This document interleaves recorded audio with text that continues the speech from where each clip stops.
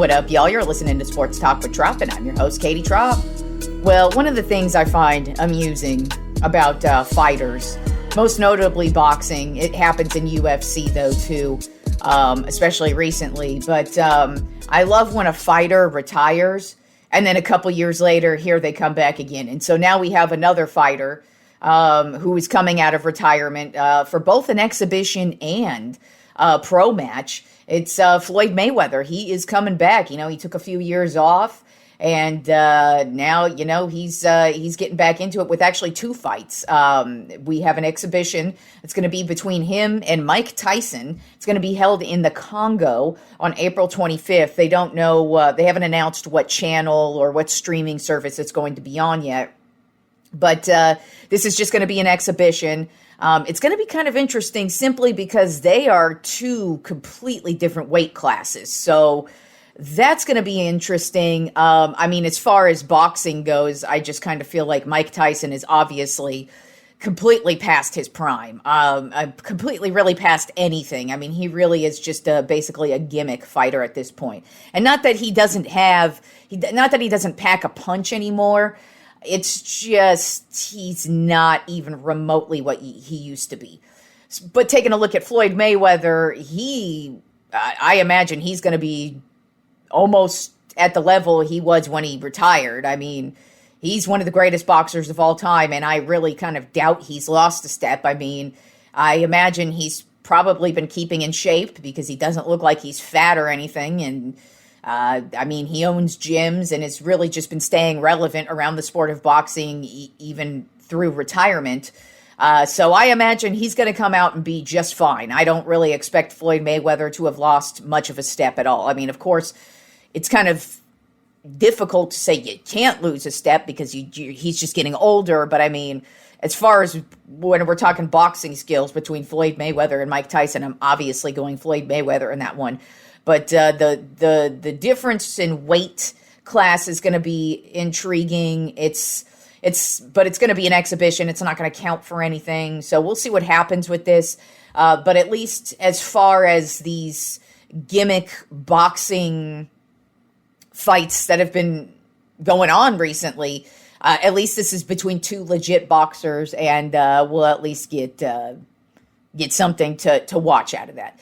Now, a real pro match now between Floyd Mayweather and Manny Pacquiao. We're getting number two between these guys, Mayweather versus Pacquiao 2. It's going to be on September 19th in Las Vegas at the Sphere. So that's going to be, I feel like that's going to be a very cool event to be at. But I mean, both of these guys, obviously, they are also past their prime, but I can't help but think that this is probably still going to be a pretty decent boxing match.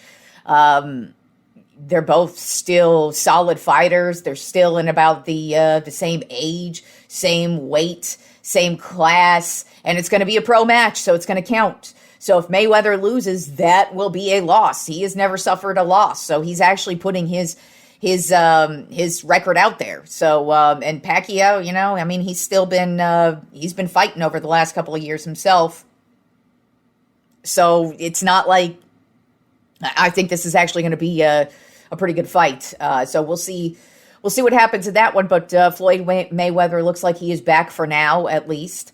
But like I said, that's just kind of the cool thing recently. I'd say this is the only good thing about the stupid idiot Paul brothers and their stupid idiot boxing events that they put on, is that this has kind of moved the needle for a lot of actual pro boxers and pro UFC fighters to actually start putting on their own events. And even if they don't count towards anything, hey, you're going to make some money, and hey, you're going to put on a show. I mean, that's for the most part what boxing fans want. I mean, most people who watch boxing, if they're watching the big fight or whatever it is that they're watching, most people aren't actually even fans of what's going on in boxing. They don't even really know what the records are. They don't even really know anything. They really just care about what's going on in that fight that night. And so that's actually what I think is cool, is that now we're getting all of the old school boxers coming back out of retirement, and they're like, hey, you know what? Let me make some money and let me put on a show against a legit boxer here. And so I will say that's about the only good thing that the stupid ass Paul brothers have done for the sport of fighting, because UFC's doing it as well. You know, a lot of the UFC fighters have been crossing over to boxing matches or have also been putting on their own UFC type fights themselves. So I really like seeing that. And I think this is awesome that Floyd Mayweather's coming back. And should be good to see him versus Pacquiao again. All right, so let's move on to basketball. Now we are in the full swing in the second half of the season, and the San Antonio Spurs, man, they are just letting everybody know that they are legit, and you better watch out for them headed into the second half of the season. So let's begin on Monday, where the San Antonio Spurs took down the Detroit Pistons, 114-103. Victor Wembanyama had a double-double with 21 points and 17 rebounds. Vassell had 28 points. Castle had 16 points and 11 assists. And this was just a beautiful game from the San Antonio Spurs over a dominating Detroit Pistons team, but they dominated this Pistons team and got a huge, huge win over the Pistons. Then also on Monday, this isn't really anything major to write home about. It's just I hate the Sacramento Kings, and I thought it was hilarious. But the Sacramento Kings, they ended their 16-game losing streak by beating the Memphis Grizzlies 123-114. Russell Westbrook had 25 points, and Precious Achiuwa had 22 points and 12 rebounds to finally end one of the biggest losing streaks in the NBA this year. Congratulations, Sacramento Kings. You finally got to light the beam. Notice how they started that whole stupid light the beam thing, and it really just has basically gone downhill ever since you started that. So you might want to, I was going to say you might as well stop that, but obviously you hadn't done that in quite some time, especially this season. Hell, not even really last season, one of the bottom barrel teams last year as well. Then moving on to Tuesday, the Oklahoma City Thunder took down the Toronto Raptors 116-107 with no SGA, by the way. SGA hasn't played all week. He is expected to come back in their next game, I believe, tonight or tomorrow, sometime this weekend. Whenever the next Oklahoma City Thunder game is, that's when SGA is expected back. Now, I will say they haven't played terribly without him. They definitely need him, but they have not played terribly without him. Like I said, they just beat the Toronto Raptors, a legit squad, 116-107. Cason Wallace, he was leading the way with 27 points. Dort had 15 points, and then Caruso also threw in 16 points himself. Then the Cleveland Cavaliers took down the New York Knicks on Tuesday night, 109-94. Donovan Mitchell had 23 points. James Harden had 20 points. And then Jared Allen had 19 points and 10 rebounds. And then also on Tuesday night, the Orlando Magic walked away with a big win over the Los Angeles Lakers, 110-109. LeBron James missed the final shot, as he normally does. But for the Orlando Magic, Paolo Banchero had a huge game. This guy's actually been turning it on the last couple of months. He has been having a monster season, especially as of late. He had 36 points, 10 rebounds, and 6 assists. And then Desmond Bane had 22 points as well in this one. Then on Wednesday night, the Detroit Pistons got a win over the Oklahoma City Thunder, 124-116. Cade Cunningham had 29 points, 13 assists, and Jalen Duran had 29 points and 15 rebounds. And these two just are a dynamic duo. Duran just owns the paint, and Cade just takes care of business and just really is orchestrating this offense. And they just look like such a great team. It is really going to be interesting to see if anybody in the Eastern Conference is even going to be able to compete with this Detroit Pistons squad heading down the second half of this season. Then on Wednesday night, the San Antonio Spurs got a win over the Toronto Raptors, 110-107. That was their 10th win in a row. Vassell had 21 points. De'Aaron Fox had 20 points. It was shocking because Victor Wembanyama, he actually thought he had a terrible game. It wasn't a horrible game, but he really was not the focal point in this one. But that just goes to show you this Spurs team, man, it is not just Victor Wembanyama led. They are a very, very deep squad, a very, very good squad, and a very talented squad.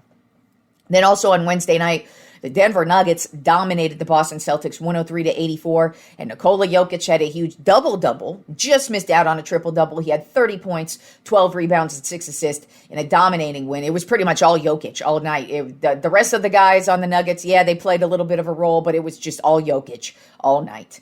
Then on Thursday, the San Antonio Spurs got their 11th win in a row over the Brooklyn Nets, 126-110. But not only is this their 11th win, the San Antonio Spurs did not lose a game in the month of February. And they don't play tonight and they don't play Saturday. So they have gone the entire month of February without a loss. That just goes to show you this team is legit. And they just keep getting stronger, man. You really got to watch out for this Spurs team because they are looking like a championship level team. Now, obviously, things can change once you hit the playoffs because it's just a whole different level of play. But this San Antonio Spurs team ain't nothing to fuck with. And Champagne was the leader of the pack in this one with 26 points last night.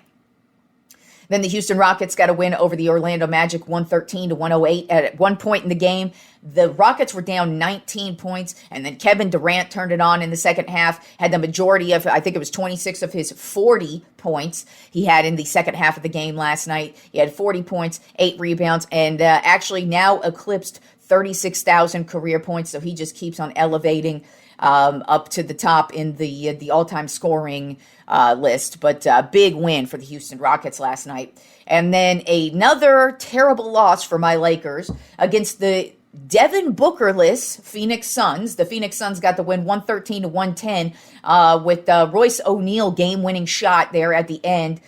Grayson Allen had a huge game with 28 points. Luka had a huge game with 41 points. But this Lakers team is so weird to me because, you know, you've got Luka having an MVP year.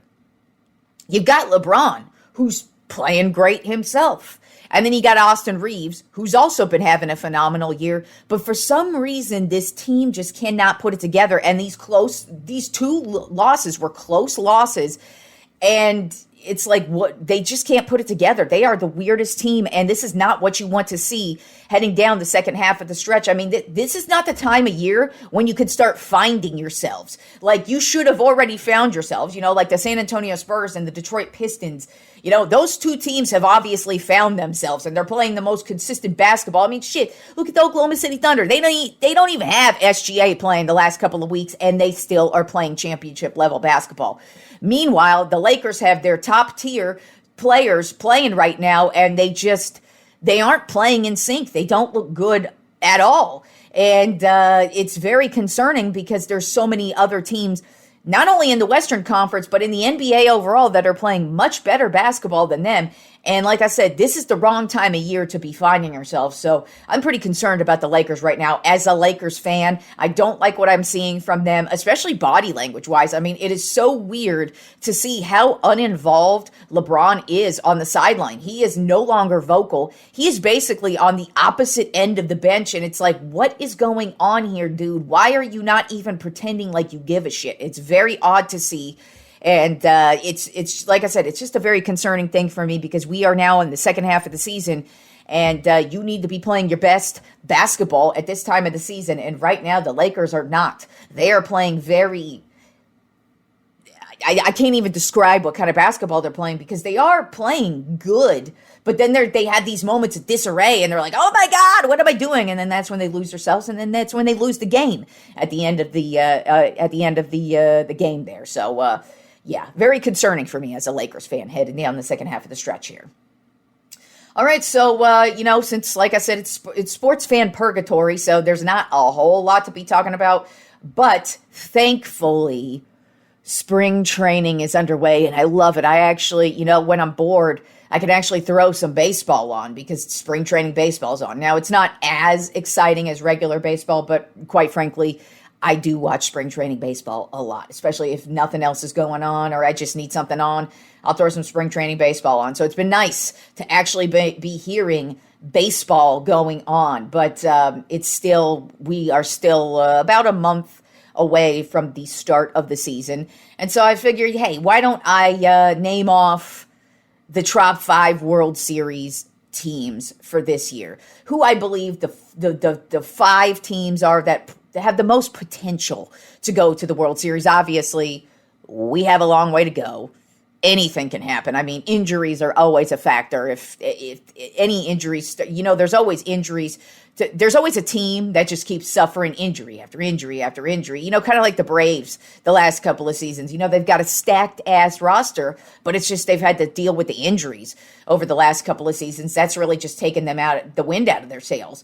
But then also just some teams play bad down the stretch. Some teams start off hot and then end the season cold, or they start off cold and then end the season hot, or just play completely consistent, amazing baseball all the way throughout. But these are the top 5 teams that I believe have the best chance at winning a World Series just based on their roster. I almost was going to do the top 5 World Series teams other than the Dodgers, but really when you actually look at the Dodgers roster, they actually have some holes. So let's go ahead and begin with the Dodgers because I obviously have them number 1, and that's just kind of the order I'm going to do it in. I'm going to go 1 through 5. And this isn't necessarily in order, but it kind of is. I'm just kind of doing a mishmash of everybody, but I really kind of am doing it in the order of who I believe is the top dog, and it's obviously the Dodgers. They are the 2-time defending World Series champs, and they signed the biggest free agent in the offseason with Kyle Tucker. So they've only bolstered their offense. They've just made it's even more depth because even beyond Tucker, it's like now you got Mookie Betts, a former MVP. You've got Ohtani, an MVP.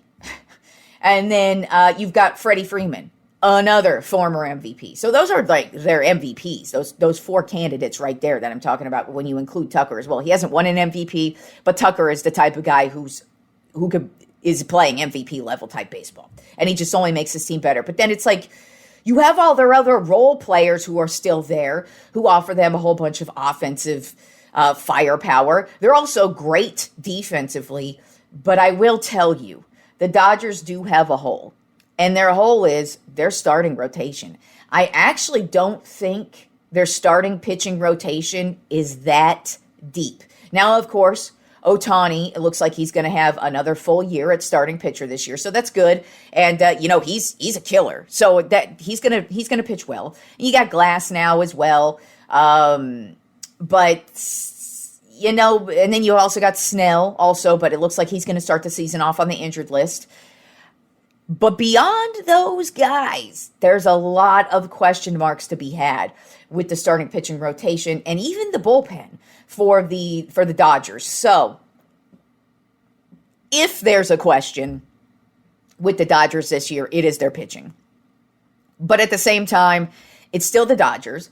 They're that team that's always making moves all the way up through the trade deadline. So, hey, knowing them, they could still sign free agents right now. There's still guys out there, or they could trade for somebody. There's always those possibilities, and you just never know what's going to happen, especially come the trade deadline. So don't be shocked if the Dodgers bolster this rotation at some point during the season. But if there is a weakness, it's going to be their pitching. But notice that's an if. That's a big, bold, underlined if. Because I expect the Dodgers to reign again. I don't expect the Dodgers to fall off. I expect them to be one of the best teams in the league, and I expect us to have to hear about this stupid motherfucking team all the way through the playoffs. So, I'm not happy about it because I fucking hate the Dodgers, but it is what it is. All right, so then at number 2 on my top 5 World Series teams, contenders this year, I have the New York Yankees. For me, the New York Yankees actually have the best starting pitching rotation. When you take a look at Garrett Cole is coming back off of his Tommy John surgery from last year. You have Max Fried coming off of an amazing Cy Young winning year last year. You have Carlos Rodon, who actually finally looked like the old Carlos Rodon last year. And then you've got Cam Schlittler, who just came out of nowhere last year. And I just kind of feel like this Yankees starting pitching rotation probably going to be really difficult to score on. And their bullpen, I have a lot of questions with their bullpen. But I feel like their starting pitching is going to be the starting pitching that actually is probably the deepest and probably going to go for the longest innings pitched. I believe this is the type of rotation where we could see the good chunk of them going 6 or more innings potentially. Now, Cole, he's obviously going to be eased into the season because, Tommy John's a big deal and you don't want him to blow out his elbow again. But these are some of the top dog pitchers in the game. And I just look at this Yankees starting rotation and go, you're not going to be able to even get on base. If you do get on base, it's going to be really difficult to even score if you're on base. And then you're probably going to be seeing these starting pitchers to about the 6th inning. Their bullpen, while it's questionable, their batting order from last year is pretty much the same. And if you don't remember, the Yankees were mopping everybody up last year when it comes to the offensive side of the ball. They had 0 issues offensively. It was really their bullpen that was the issue last year. So if they're able to kind of keep things going with the starting pitching rotation and they do what they do, the Yankees, I feel like, are one of the best teams, hands down, this year. Of course, you got Aaron Judge, amazing baseball player, and who knows what the hell he's going to do. But then you've got, they re-signed Bellinger, which I think they absolutely needed to do. Giancarlo Stanton, he's going to be out there. And then, oh my God, drawing a blank on, Oh my God, they traded from the Marlins a couple years ago. He's been playing third base, second base, shortstop. Jesus Christ. Why can I not remember his name? Oh, Jazz Chisholm. He's another one where it's like if he's healthy, you got to look out for Jazz. He is a wild card out there, and he's sneaky. He's great at stealing bases. So if that dude's healthy, I'm really looking at the Yankees as one of the top dog teams this year in baseball. Then at number 3 on my Tropp 5 World Series contenders, I have the Detroit Tigers. They had an amazing regular season last year. Tarek Skubal coming off of 2 Cy Young Award-winning years. And not only were they one of the top starting pitching rotations last year, they are adding one of the best pitchers in Framber Valdez, who's been with the Houston Astros throughout his career. And he's been one of the top dog pitchers. He's exceptionally consistent. The only thing that stops Valdez is injuries. He's one of those guys. That is it that stops him, is injuries. Other than that, he is exceptionally reliable and really difficult to score on. Very good defensively as well. They also signed Justin Verlander. Now, I know, we all know Justin Verlander is past his prime. But I think this is exactly what this Detroit Tigers starting pitching rotation needed. Because after Skubal, you've got Flaherty, who's a good pitcher, but he has his shaky moments. You've got Casey Mize, who's another really consistent guy, but he has his shaky moments. So I think Valdez and Verlander, they add a lot of depth to this starting pitching rotation, and I feel like the Tigers are going to be another team that are really, really difficult to score on. They've got an excellent bullpen as well, and offensively and defensively, I like this team, and I just think the Tigers are really just going to take off from what they did last year and not only have a good regular season, but I think this time the postseason is going to be a little bit different than it was last year, because remember, you remember last year in the postseason, they kind of shit the bed, but had a great regular season. So I think it's going to be the opposite this year, especially because now they've really shored up that starting rotation. Then at number 4 in my Tropp 5 World Series contenders, I have the Philadelphia Phillies. This is another team where I look at them and they are really complete. Starting rotation from top to bottom, very difficult to score on, really solid bullpen, and then batting is just insane. And defensively, too, you got Trey Turner out there, and then you just got, they brought back Schwarber, of course, so it's like there's offense right there. And then, of course, Bryce Harper. So I just look at the Philadelphia Phillies. They just have an excellent roster, and they've just been that team that's always hovering there, and you just really can't count them out. And like I said, starting rotation is key to me. If you have a really good starting pitching rotation, notice Other than the Dodgers, I'm talking about the Yankees starting rotation, the Tigers starting rotation, and now the Phillies starting rotation. I look at those three rotations and I'm like, that's difficult to score on. And if you can't score on those guys, they're also very capable of scoring a lot of runs on their own. It's just very difficult to keep up with. And then when you've got starters that are capable of going in the 6th, 7th, or maybe even get complete games, then what are you going to do? You're going to lose. That's what you're going to do. And so it's just really difficult to score on a great starting rotation. And so when I look at a starting rotation that's got at least 3 or 4 dudes that you just can't get past, like the Yankees, I look at you and go, that's top dog stuff, especially once you hit the playoffs. And then rounding out my top 5 World Series contenders this year, I have the San Diego Padres. Yeah, I have the San Diego Padres. I like what I've been seeing from them over the years. And they've been silently building a really, really good roster here. Now, when it comes to hitting, they have 0 issues. This is a offensive, heavy team. Defensively, one of the top tier teams. I expect the Padres to be one of probably the top 5 defensive teams in the league, hands down. I really, really like what these guys what they have from top to bottom when it comes to their roster, when it comes to the defensive side of the ball. But then when you look at the pitching, they've really been starting to build this not just the starting rotation as well, this bullpen.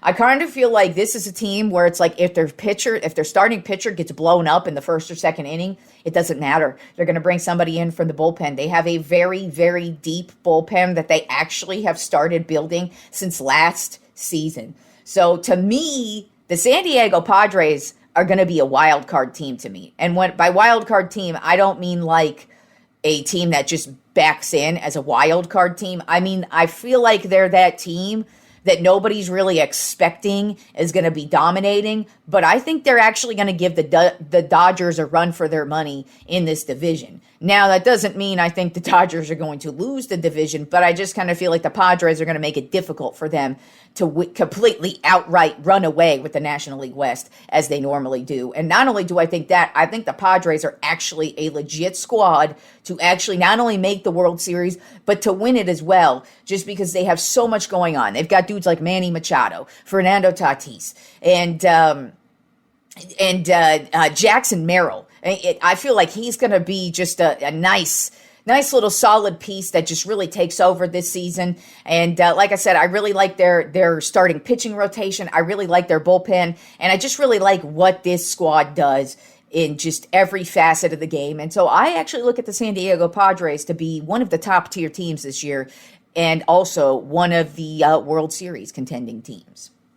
All right, let's talk some NFL. We've got the free agency period is right around the corner. I believe it's a week or 2 out. So let's go ahead and just rattle off the top 5 free agents this year. And you can franchise tag dudes right now, and it looks like one is already going to be headed that direction, and I kind of expected that anyways. But let's go ahead and start it off. I'm going to do 1 through 5 on this one as well, beginning with my top number 1 free agent, and that is, of course, George Pickens. He's been wide receiver with the Dallas Cowboys this year.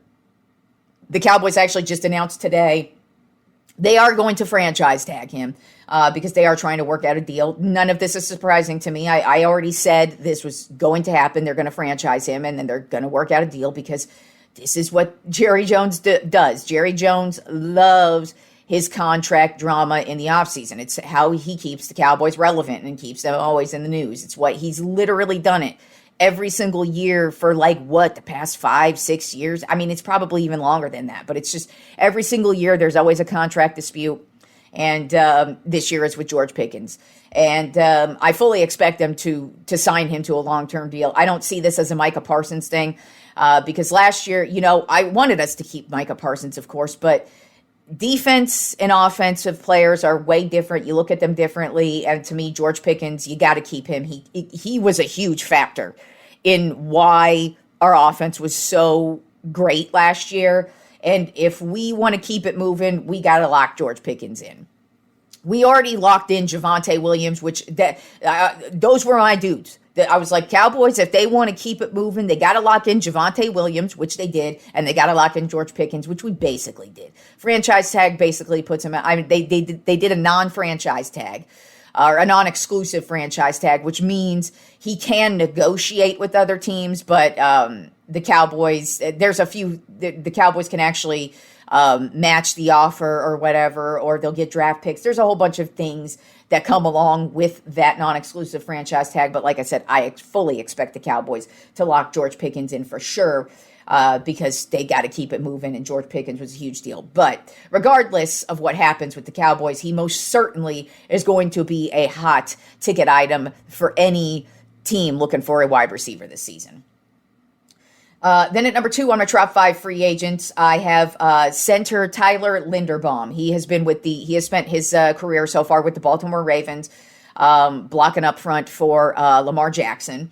And he is a top-notch center. And if you want to have a successful offensive line, you need yourself a top-notch center. He's definitely going to be the most sought-after center this year. I wouldn't be shocked if the Ravens actually do re-sign him, but it does look like, since the Ravens have a new coach, it's a whole new regime, they might want to just do something completely different and go a different route. But also at the same time, he does have a rep with Lamar Jackson, and so, hey, he might want him back. But who knows? Either way, whoever Linderbaum signs with, they are getting a damn good center, and he's definitely going to be one of the top-notch, sought-after centers in the offseason.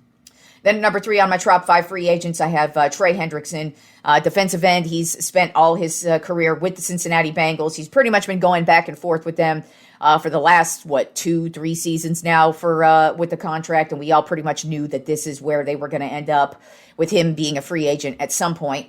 It does not look like the Bengals are going to re-sign him. They have said it's not completely out of the realm of possibility, but I mean, if they didn't re-sign him when they could have these last couple of seasons, why would they do it now?